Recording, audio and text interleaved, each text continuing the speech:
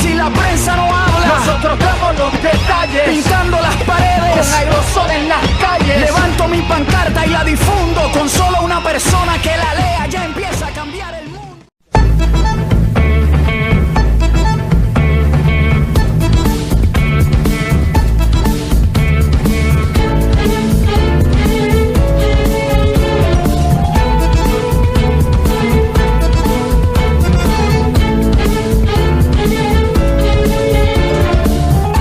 Como bien lo anunciábamos al principio del programa, sexto episodio de Un Lamento en la Selva, vamos a hacer foco en las cárceles de la República Argentina, porque el disparador que nos llevó a hacer un informe respecto a este tema es porque planteaban mejorar las condiciones de habitabilidad en la cárcel, en la de Batán en principio, ¿no? La provincia pretendía organizar una mesa de trabajo para que evalúe la situación en el sistema penitenciario. En Batán hubo denuncias sobre las malas condiciones de detención. El gobierno de la provincia anunció medidas para monitorear y disponer acciones concretas sobre la situación de las cárceles en la provincia, donde pretende mejorar las condiciones de habitabilidad, como decíamos. Este fue el disparador. Pero recordemos que las cárceles en la República Argentina no es de ahora, que se encuentran mal, en paupérrimas condiciones, que los presos son hostigados, maltratados. Es por eso que Un Lamento en la Selva, obviamente desde la producción de El Mar La Producciones, decidió hacer una ardua investigación respecto a este tema, que va a comenzar de esta manera.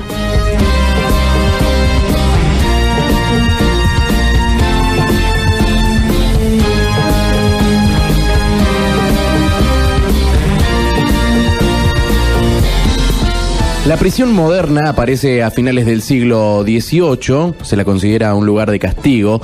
El modelo actual destinado al disciplinamiento y la reeducación surge contemporáneamente al capitalismo.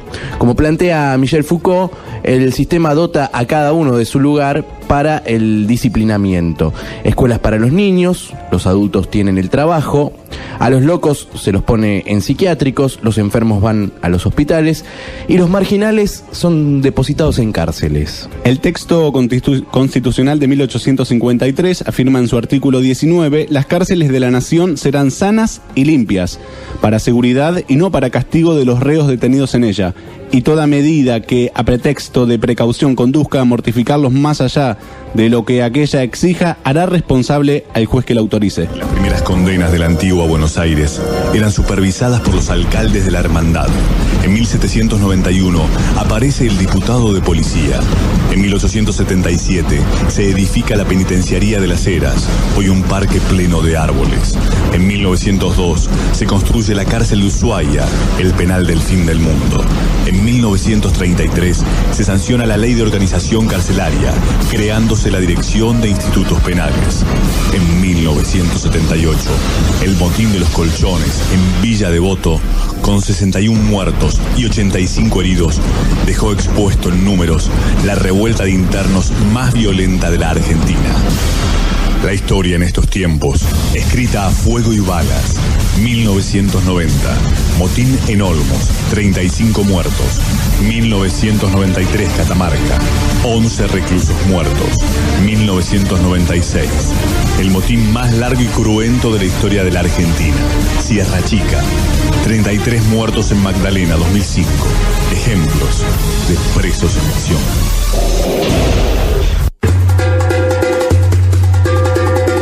La realidad en Argentina es muy diferente y resulta un contrasentido que un gobierno que es vanguardia en cuanto al juzgamiento de los crímenes de lesa humanidad cometidos durante la dictadura militar en América Latina y en el mundo entero, no dedique mayores esfuerzos para mejorar las condiciones de los detenidos en prisiones y comisarías. En la provincia de Buenos Aires, quizás la peor en cuanto a situación carcelaria, se creó en 2003 el Comité contra la Tortura. Dentro de la Comisión por la Memoria, esta última integrada por personalidades vinculadas a la defensa de los derechos humanos. El comité elabora todos los años un meticuloso informe sobre la situación en cárceles y comisarías, denunciando todos los casos de torturas y apremios ilegales que llegan a su conocimiento. La imposibilidad de la gente que no tiene plata para pagarse un abogado de poder defenderse dignamente. Sí. Son todas cosas reales que están sucediendo en la actualidad. Ustedes, si a ustedes le dieran la posibilidad de ir a distintas comisarías, se darían cuenta cómo vive. Acá necesitamos de todo, acá nos falta todo.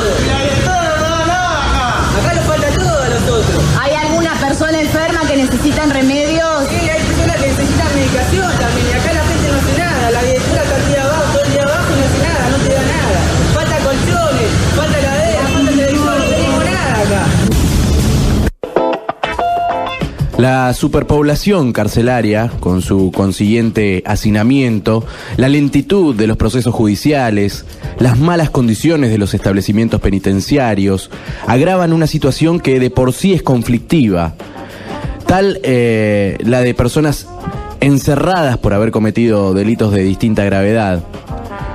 Pero si a esa situación explosiva se le agrega el constante maltrato y las vejaciones que casi sin excepciones se aplican como políticas carcelarias, se explican las continuas muertes que todos los años se producen en las prisiones argentinas.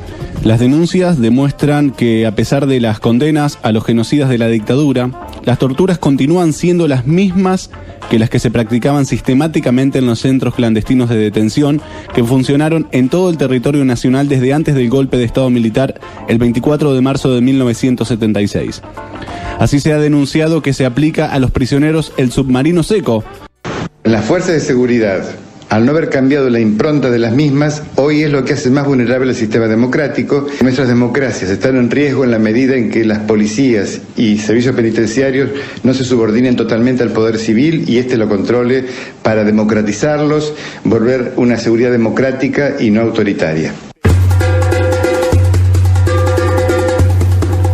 En el artículo 495 se cita la posibilidad de que la pena privativa de libertad sea diferida en caso de que, si el condenado se encontrare gravemente enfermo y la inmediata ejecución pusiera en peligro su vida, según el examen de peritos. Esta previsión legal no se cumple y ha sido objeto de numerosos reclamos por parte de familiares y representantes legales de enfermos portadores de HIV.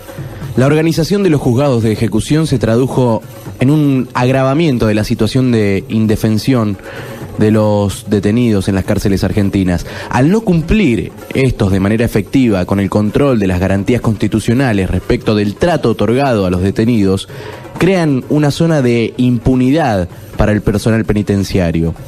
Los jueces de ejecución se han mostrado excesivamente cautelosos para no incomodar a las autoridades nacionales, convalidando con su silencio el horroroso cuadro de las cárceles argentinas. El proceder de las policías y las cárceles en nuestro país coinciden en señalar que torturas, maltratos y condiciones inhumanas de detención son una constante en el accionar de las mismas, tanto en el régimen federal como en los provinciales.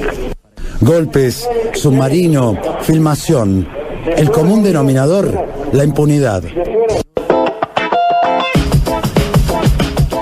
El sistema carcelario, por otra parte, fabrica la delincuencia. El Estado necesita la existencia de la delincuencia para justificar la presencia constante de sus fuerzas represivas. Es más, necesita de la delincuencia para justificar su existencia en cuanto a garante del orden y de la ley.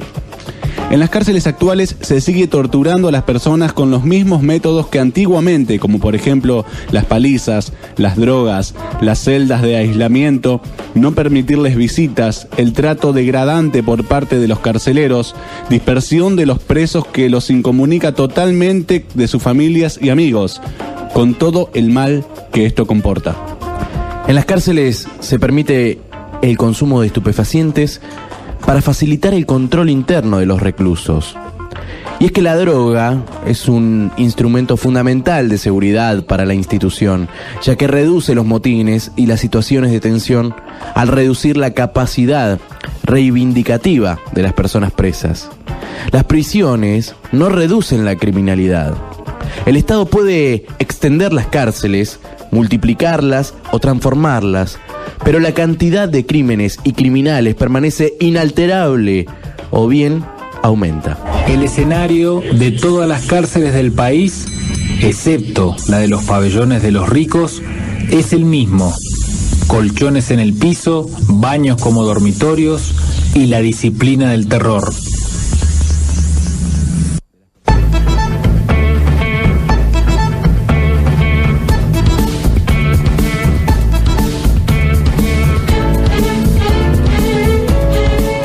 El régimen totalitario y antinatural al que se ven sometidos los presos pretende inculcar la sociabilidad, dándoles únicamente una celda, es decir, lo contrario de la vida en sociedad.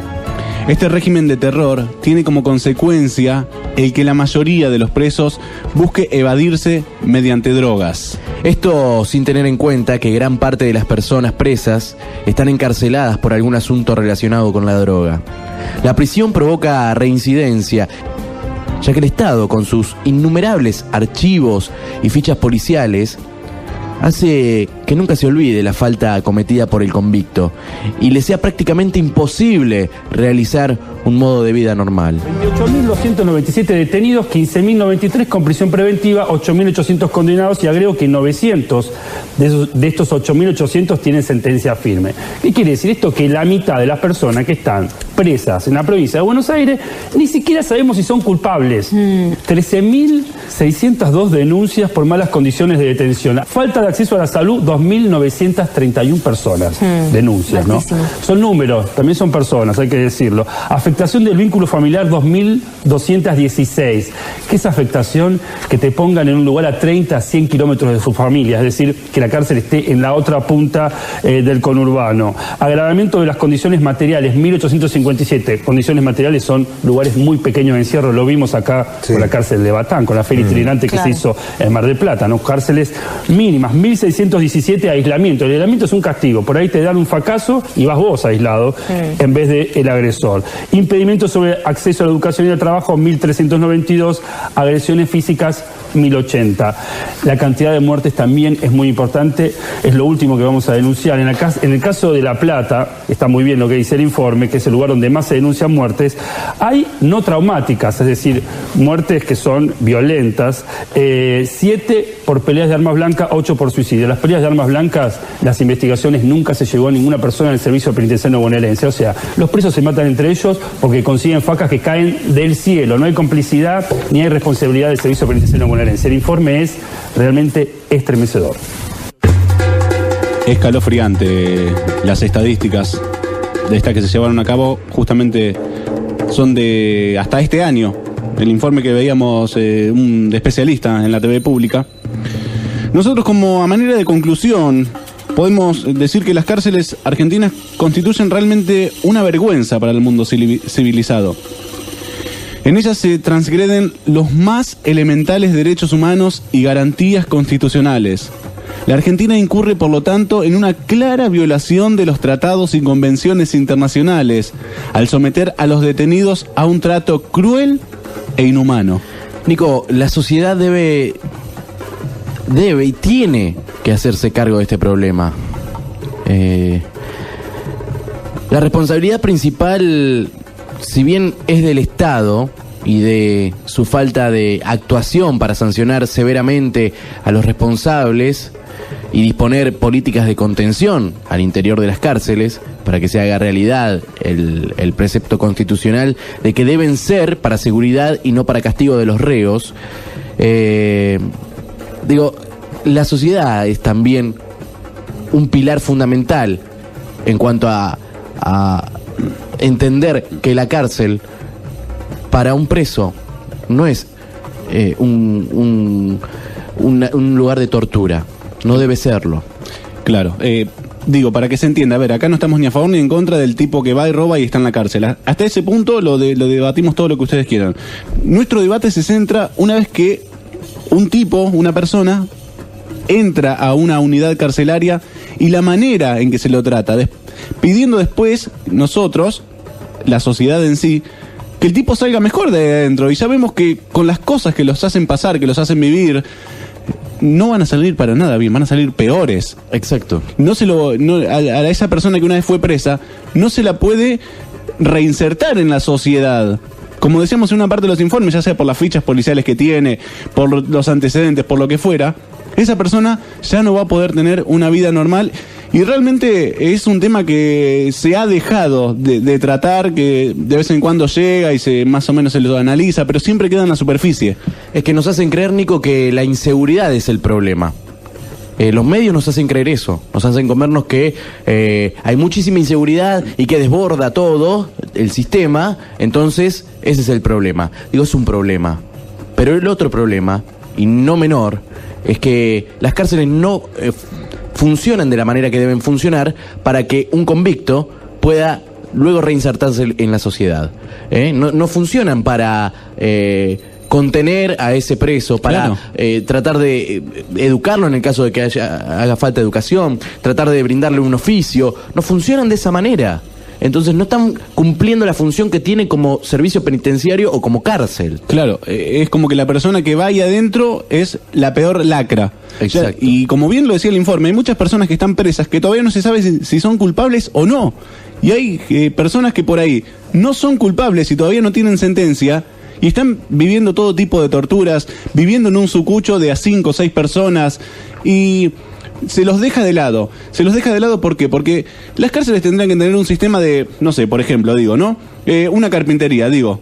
¿Te gusta? ¿Qué oficio como para reinsertarlo, ¿no? ¿Qué oficio te gusta? ¿Herrería? ¿Carpintería? Lo que fuera. Bueno, tener mini talleres de eso y que los tipos, a su vez, de hacer una moneda, estén produciendo algo para el Estado. Totalmente. Sería un ingreso más para poder también bancar o costear gastos de la propia de la unidad penal, que se vienen todas abajo, Ale, se vienen todas abajo. Son un realmente. Y no hay excepciones. Yo quiero decir, Batal lo tenemos acá nomás, pero yo estuve hace poco en Ushuaia, el informe lo nombraba, en la unidad penitenciaria de Ushuaia, y también está en las mismas condiciones, digo, en general es un problema a nivel nacional esto.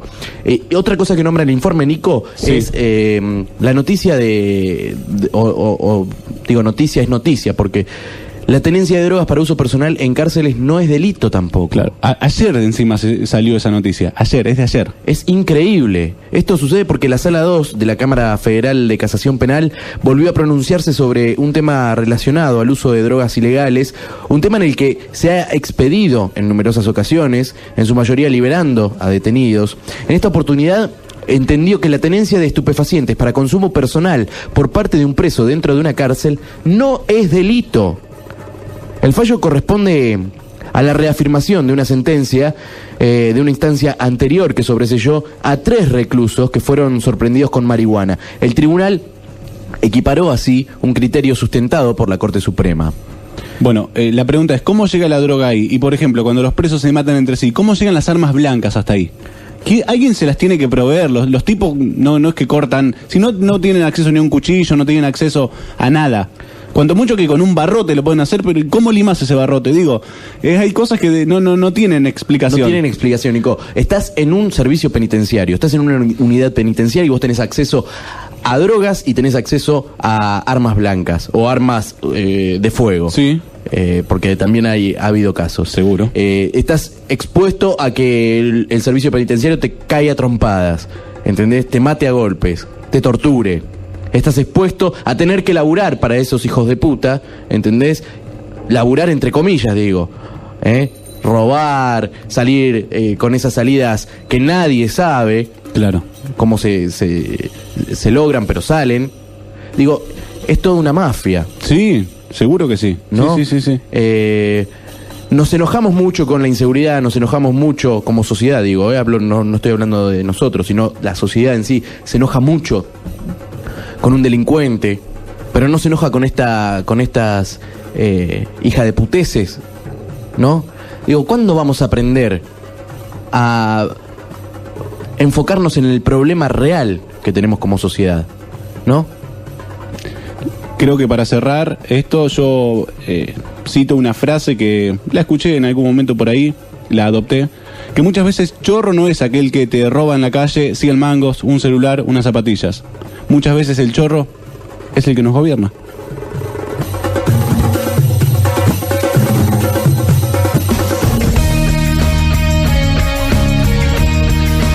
Vamos a escuchar Pabellón Séptimo del Indio Solari. La letra de la canción hace alusión a la masacre en el Pabellón Séptimo, ocurrida el 14 de marzo de 1978 en el Pabellón 7 de la entonces Unidad 2 de Devoto, en la que murieron asfixiados, quemados y baleados al menos 65 personas. 64, dijo la versión oficial. Los únicos imputados fueron los propios presos sobrevivientes. Las muertes quedaron impunes de la misma manera que otros episodios de torturas o asesinatos cometidos contra presos comunes en la dictadura. En agosto de este año, la justicia federal resolvió que se trató de un delito de lesa humanidad.